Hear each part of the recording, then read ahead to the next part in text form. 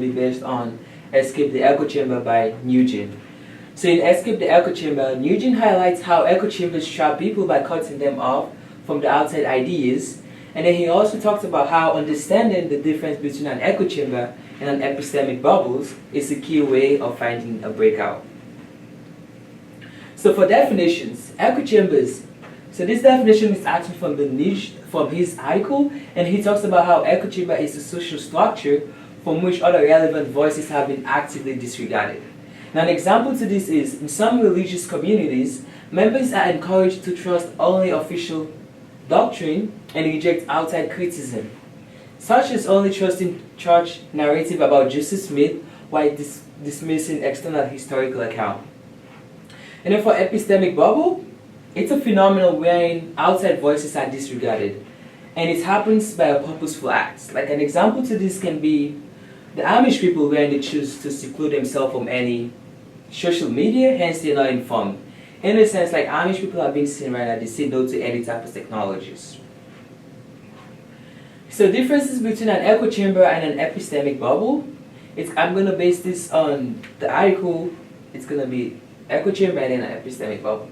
For like an echo chamber, it's been regarded as a cult, while for an epistemic bubble, it is not regarded as a cult. And another reason is the difference is members are encouraged not to trust outside voice, replace the role in which echo chamber is regarded as a cult.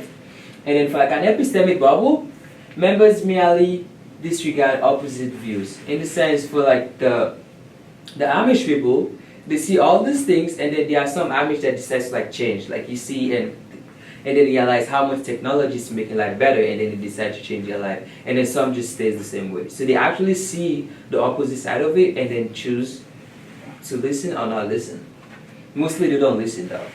And then the last difference is an echo chamber reads but does not accept. If anything, it strengthens their present belief. While for an epistemic bubble, they go on website that they are like-minded, hence they see what they want to see. An example to this can be a kid that likes CoComelon, and then if you go to their tab, or all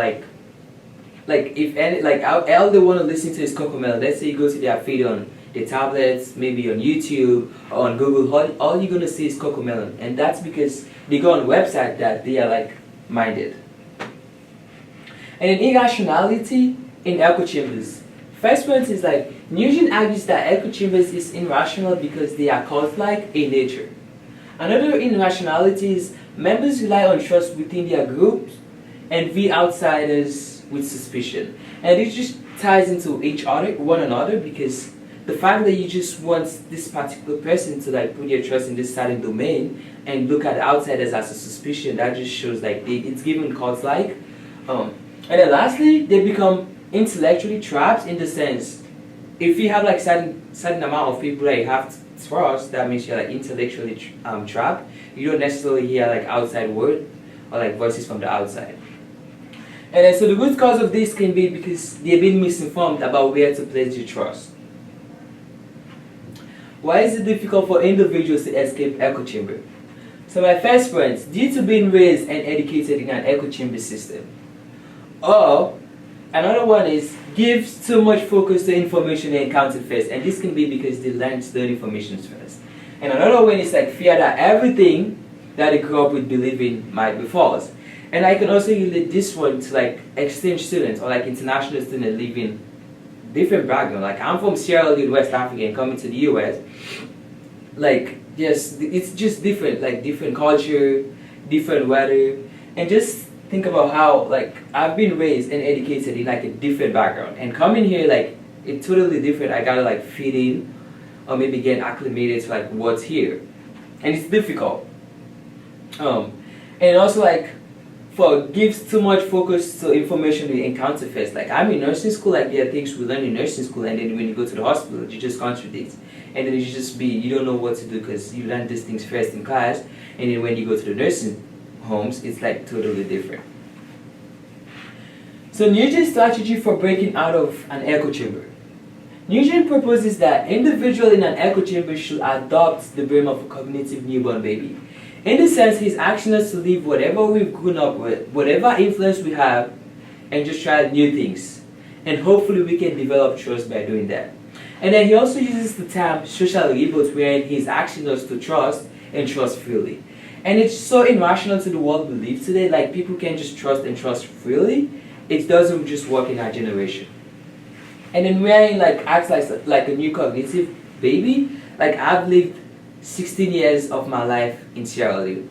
I didn't leave all that just because I am in the US. I have all that and I'm still trying new things in the US, and I'm like doing contraction and comparison and just seeing which one works better for me and which one is going to help me more. And then arguments in the standard form. Premise 1. People are heavily shaped by their upbringing, including environments, morals, trauma, and even genetics. And then my second premise is going to be letting go of all these deep-rooted influences at once is unrealistic and it's difficult. And then third premise is going to be this difficult contributes to why echo chamber is hard to break. And my conclusion is going to be expecting individuals to completely abandon their background in order to eliminate echo chamber is impractical, hence I disagree. So since I disagree to what Nugent is saying, how you should adopt the brain of a cognitive newborn baby and just leave everything, this is my alternate strategies, and I got this from the Cerebral Resilience Lab 2024, and it just like goes by step, like first like get news from multiple sources, explore different opinions, challenge your own views, and then diversify your online activity. I'm going to talk more like challenge your own views. So I came to the US, I was Muslim my whole life, and then I came to the US. I have my own Muslim views. Like I didn't understand like the Trinity, like God is Jesus and all that. But having to take theology classes, going to chapel, and then having like Christian friends that were loving on me, they made it easier. Like the process became like step by step, and now I can proudly say I'm a Christian. But it didn't take one day to achieve that. It took like a whole process, like the whole of last year. And then responding to the next year, so they would argue that people can and should just let go of their past experiences. And they will also say, if holding on to these influences is just an excuse of not wanting to grow or not changing. And my response to this is, it is easier said than being done.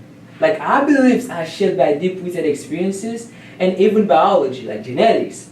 Instead of forcing a full reset, it is more realistic to encourage small steps, like engaging with different views and sources. This slowly breaks the echo chamber effect. And then evidence supports to my response, and this I got from the text, from the article. So it reads, stories of actual escapes from echo chambers often turn on particular encounters. Moments when the echo chamber individuals start to trust somebody on the outside. Black's in case in print. By high school, he was already something of a star on neo-Nazi media with his own radio talk show. He went on to college, openly neo-Nazi, and was shunned by almost every other student in his community college. But then Matthew Stevenson, a Jewish fellow undergrad, started inviting Black to Stevenson's Shabbat dinners. In Black's setting, Stevenson was unfailingly kind, open, and generous, and slowly earned Black trust. This was the seed, says Black, that led to a massive intellectual upheaval, a slow, dawning realization of the depth to which he had been misled. Black went through a year-long personal transformation and is now an anti-Nazi spokesperson. So I have some word highlighted here just to like break it down more. So I have the word trust. In an echo chamber, they've been trained to not trust the outside world. They've been misled to where to place their trust. And then another word here is like, based on Stevenson on feeling kind, open and generous, and that slowly ends Black's trust. Like for me, I came to the US, if not seeing how people were like loving on me and just seeing what the love of Christ looks like, I wouldn't necessarily have converted in the sense. And it also talks about how it was like a year-long personal transformation. It didn't just go overnight. Like maybe because like Black meeting Stevenson like the first day then just changed. It took him like a year long to like just change. And then also another word like I didn't necessarily have, but like seed here, like when we talk about seed, it's not like a day. It's like something that takes a process to like go and become what you want it to be.